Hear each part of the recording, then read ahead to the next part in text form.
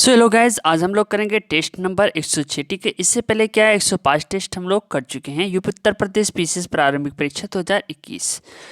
चलिए आज देखते हैं question number 1। Okay, question number 1, निम्नलिखित शासकों में से किसने हर्षवर्धन को पराजित किया था? देखिए यहाँ पे राइट ऑप्शन होगा ऑप्शन डी। ठीक है, पुलकेशिन द्वितीय। अगर हम बात करें तो हर्षवर्धन को कहाँ पे नर्मदा नदी के तट पर पुलकेशिन द्वितीय ने पराजित किया था। चालुक्य वंश के शासकों में पुलकेशिन द्वितीय सर्वाधिक योग तथा शक्तिशाली था। ठीक है, उसने सन 600 से 642 ईस्वी तक शासन किया। एहोल अभिलेख से हमें उसकी उपलब्धियों का विवरण प्राप्त होता है। किससे? एहोल अभिलेख से। चलिए अगला क्वेश्चन है, सीयूकी नामक यात्रा विवरण निम्नलिखित में से किसके द्वारा लिखित है? राइट ऑप्शन होगा ऑप्शन डी यानी हेनसांग। चीनी यात्री हेनसांग 627 ईस्वी में हर्षवर्धन के शासनकाल में भारत आया था। इसका मूल नाम चीन शिन था। अपनी 13 वर्षों की भारत यात्रा के विषय में उसने सीयूकी नामक एक ग्रंथ लिखा था। यह बौद्ध भिक्षु था। ठीक है, जो 8 वर्ष तक कनौज में रहा। इसे नीति का पंडित तथा यात्रियों का राजकुमार भी कहा गया। अगला प्रश्न है, निम्नलिखित अभिलेखों में से किसमें अशोक का अभिलेख भी पाया गया? तो राइट ऑप्शन होगा ऑप्शन यानी महाक्षत्रप रुद्रदामन का जूनागढ़ अभिलेख। ठीक है, चलिए अगला प्रश्न है, बुद्ध ने अपने जीवन की अंतिम वर्षा ऋतु कहाँ बिताई थी? तो राइट ऑप्शन होगा ऑप्शन सी यानी कुशीनगर के बारे में बात हो रही है। देखिए, जीवन के अंतिम पड़ाव में महात्मा बुद्ध हिरण्यवती नदी के तट पर स्थित कुशीनारा, वर्तमान में कुशीनगर, उन्होंने अपने जीवन के वर्षा ऋतु यानी अंतिम वर्षा ऋतु बिताई। यहीं पर 483 ईस्वी पूर्व में 80 वर्ष की अवस्था में वृद्ध ने महापरिनिर्वाण यानी मृत्यु प्राप्त किया। चलिए अगला प्रश्न है, अशोक राम विहार निम्नलिखित में से किस स्थान पर स्थित था? तो राइट ऑप्शन होगा ऑप्शन बी यानी पाटलिपुत्र। अगर हम बात करें तो तृतीय बौद्ध संगीत का आयोजन 251 ईसा पूर्व पाटलिपुत्र के अशोक राम विहार नामक स्थान पर अशोक के शासनकाल में मोगलीपुत्तिस की अध्यक्षता में किया गया था। क्वेश्चन नंबर 6, निम्नलिखित में से किसने गुलरुखी उपनाम से अपनी कविताओं की रचना की? तो यहाँ पर राइट ऑप्शन होगा ऑप्शन सी यानी सिकंदर लोदी। ठीक है, 17 जुलाई 1489 को दिल्ली के सिंहासन पर बैठा। 1504 ईस्वी में उसने राजस्थान के शासकों पर नियंत्रण के ध्येय से यमुना नदी के किनारे आगरा नामक नवीन नगर बसाया। इसे अपनी राजधानी बनाया। वह गुलरुखी उपनाम से कविताएं लिखता था। वह एक उदार, न्यायप्रिय व परिश्रमी शासक था। चलिए अगला प्रश्न है, भारत में चिश्तिया संप्रदाय का प्रथम सूफी संत था? तो देखिए भैया यहाँ पे राइट ऑप्शन होगा ऑप्शन एक। ठीक है, शेख मोइनुद्दीन चिश्ती से राइट ऑप्शन। क्वेश्चन नंबर 8 है, दिल्ली का वह प्रथम सुल्तान कौन था जिसने नियमित सिक्के जारी किए तथा दिल्ली को अपने साम्राज्य की राजधानी घोषित किया? तो अब यहाँ पर राइट ऑप्शन होगा ऑप्शन बी यानी इल्तुतमिश के बारे में बात हो रही है। दिल्ली का प्रथम सुल्तान इल्तुतमिश था जिसने अपने शासनकाल में दिल्ली को अपने साम्राज्य की राजधानी घोषित किया। उसका पूरा नाम शमशुद्दीन था। उसने शुद्ध अरबी सिक्के चलाए। इसके द्वारा चलाए गए 2 महत्वपूर्ण सिक्के थे, चांदी का टका और तांबे का जीतल। ठीक है, चलिए अगला प्रश्न है, तालीकोटा का युद्ध लड़ा गया था यानी किसके बीच? तो राइट ऑप्शन होगा ऑप्शन बी यानी विजयनगर और बहमनी राज्य के बीच। क्वेश्चन नंबर 10, भारतीय वास्तुकला में सुर्खी प्रारंभ हुआ? तो यहां पर राइट ऑप्शन होगा ऑप्शन सी दिल्ली सल्तनत के सुल्तानों द्वारा। ठीक है, भारतीय वास्तुकला में दिल्ली सल्तनत के सुल्तानों द्वारा भवनों के निर्माण में सुर्खी यानी दीवार जोड़ने के लिए प्रयोग सर्वप्रथम किया गया।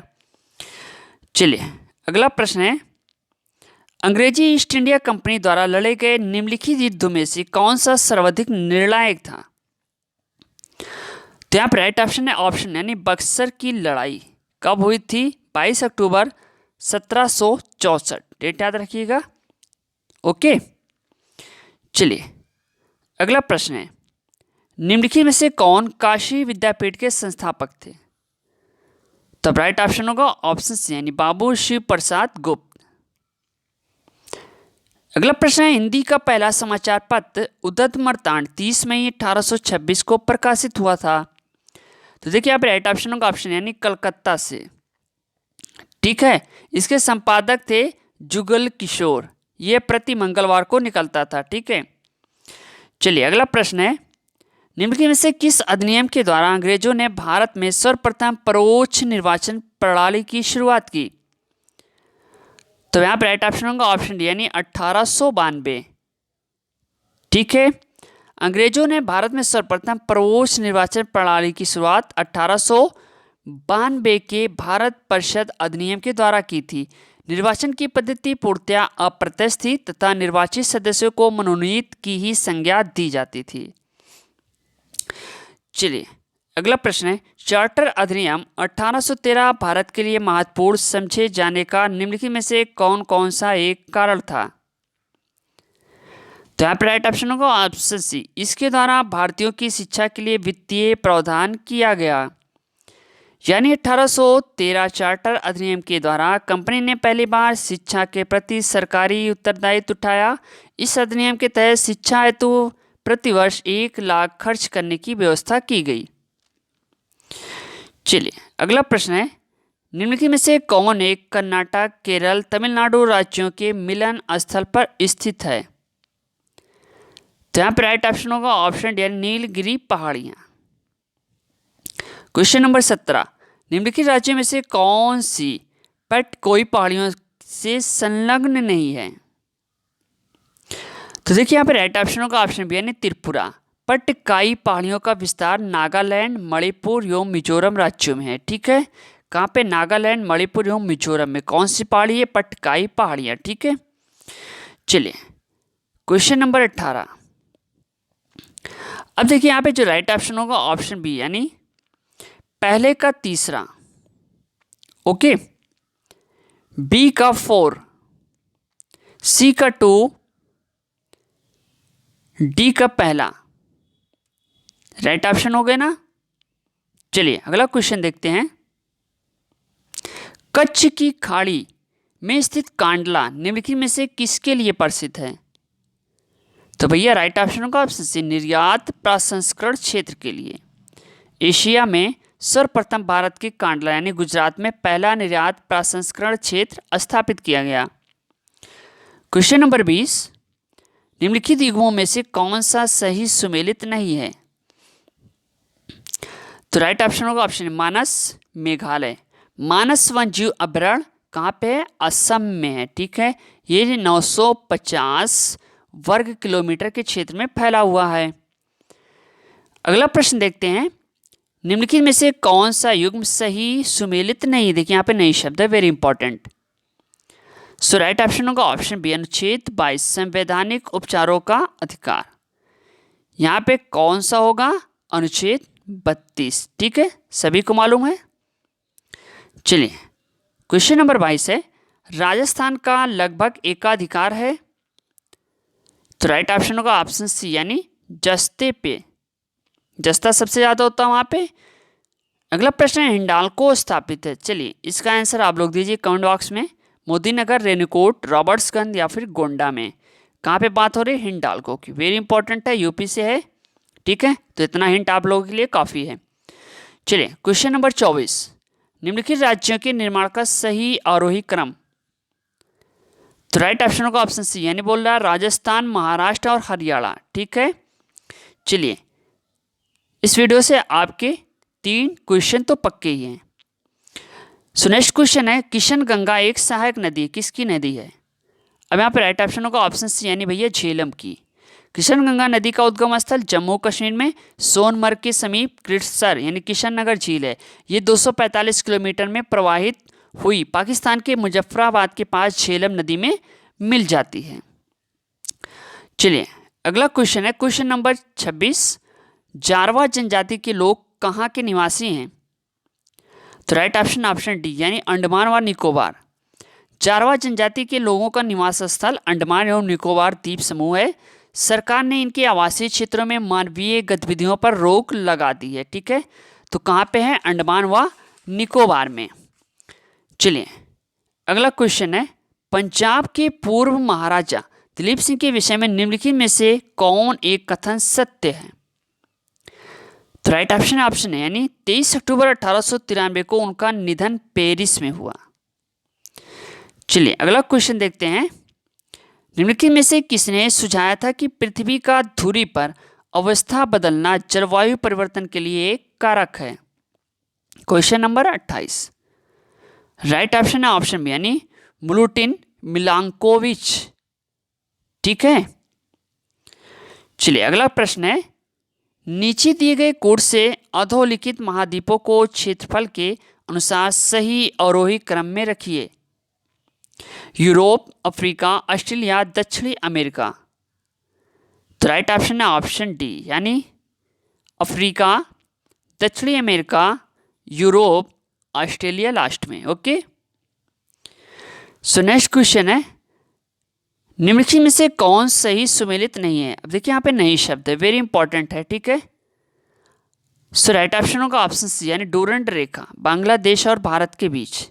ये क्या, ये सुमेलित नहीं है। पाकिस्तान तथा अफगानिस्तान के मध्य अविभाजित भारत एवं अफगानिस्तान के मध्य डूरंड रेखा सर मार्टिमर डूरंड ब्रिटेन द्वारा 1896 में सीमा रेखा के रूप में निर्धारित की गई। कब? 1896 में। ठीक है, तो डेट भी काफी इंपॉर्टेंट है। चलिए क्वेश्चन नंबर 31। एक्साइल पुस्तक की लेखिका। तो यहाँ पे राइट ऑप्शन होगा ऑप्शन सी। कौन? तस्लीमा नसरीन के बारे में बात हो रही है। चलिए क्वेश्चन नंबर 32। अब देखिए यहाँ पे राइट ऑप्शन होगा ऑप्शन डी यानी ए का दूसरा माउंट किनाबालू। ठीक है, मलेशिया। समझ रहे हैं ना? क्या होगा? माउंट किनाबालू कौन सा होगा आपका? मलेशिया। मलेशिया कहाँ पे है? कितने लोगों को मालूम है? कमेंट बॉक्स में हमें कमेंट करके बताइएगा। चलिए फिर पूछ रहा अल्बुर्ज। ठीक, ये कहाँ पे है? आपके ईरान में है। ठीक है, ऑप्शन सी अकांकागुआ कहाँ पे है? अर्जेंटीना में। किलिमंजारो कहाँ पे है? तंजानिया में। तो option D is a right option. चलिए अगला क्वेश्चन है। हिमानी झील इटास्का निम्नलिखित नदियों में से किस एक का स्रोत है? तो राइट ऑप्शन होगा ऑप्शन बी यानी मिसिसिपी। हिमानी झील इटास्का या इटाश मिसिसिपी नदी का उद्गम स्रोत है। मिसिसिपी नदी 3789 किलोमीटर की दूरी तय करके मैक्सिको की खाड़ी में गिरती है। कहाँ पे? मैक्सिको की। चलिए अगला प्रश्न है। निम्नलिखित में से किसे विश्व का चीनी का कटोरा कहा जाता है? तो आपका राइट ऑप्शन होगा ऑप्शन सी यानी Cuba is right option. Okay, question number 35। निम्नलिखित में से किसे 1000 झीलों का देश कहा जाता है? तो राइट ऑप्शन है ऑप्शन यानी फिनलैंड के बारे में बात हो रही, land of 1000 lakes. Question number 36। USA के निम्नलिखित राज्यों में से किसमें कॉफी का उत्पादन होता है? तो राइट ऑप्शन होगा ऑप्शन सी यानी हवाई के बारे में बात हो रही है। संसार में कॉफी का सबसे बड़ा उत्पादक तथा निर्यातक ब्राजील व आयातक संयुक्त राज्य अमेरिका है। संयुक्त राज्य अमेरिका के हवाई नामक राज्य में कॉफी का उत्पादन किया जाता है। ठीक है, चलिए अगला प्रश्न है। निम्नलिखित झीलों में से कौन सी पूर्णतया यूएसए में स्थित है? तब यहाँ पर राइट ऑप्शन होगा ऑप्शन यानी मिशिगन झील। संयुक्त राज्य अमेरिका और कनाडा के मध्य स्थित 5 महान झीलों में से मिशिगन झील जो है वो पूर्णतया अमेरिका में है। ठीक है, अगला प्रश्न है। अल नीनो बनता है, अल नीनो किससे बनता है? तो राइट ऑप्शन होगा ऑप्शन यानी प्रशांत महासागर में। अल नीनो पेरू तट के पश्चिम में 180 किलोमीटर की दूरी से उत्तर पश्चिम दिशा में चलने वाली एक गर्म जलधारा है।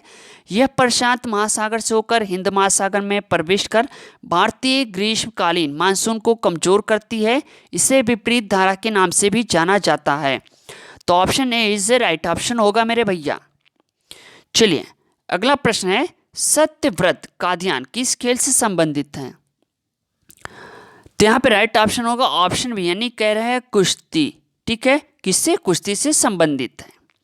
वीडियो कैसी लगी कमेंट बॉक्स में हमें कमेंट करके बताइएगा। ठीक है, अब मिलते हैं हम अगली वीडियो के साथ। Thanks, best of luck, thank you, धन्यवाद, जय हिंद, जय भारत, बेस्ट ऑफ लक।